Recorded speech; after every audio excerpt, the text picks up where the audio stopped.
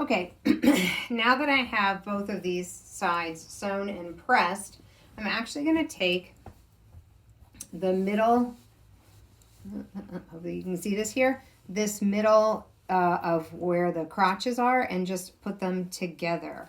And you will see that when you do that, you essentially now have a very rough pair of pants.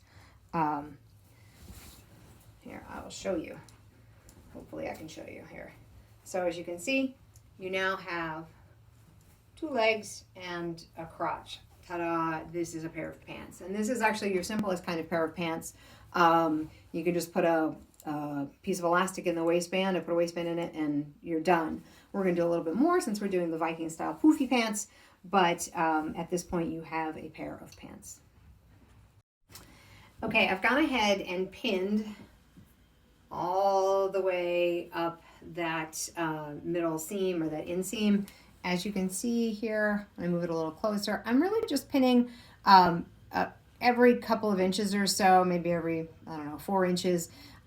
This is just to stabilize it while I'm sewing it. I'm also pinning perpendicular to the fabric in the direction that I'm going to sew. I'm now going to go ahead and sew up this whole seam, and we're going to sew it again at a 1/2 inch seam allowance like we did for the crotch.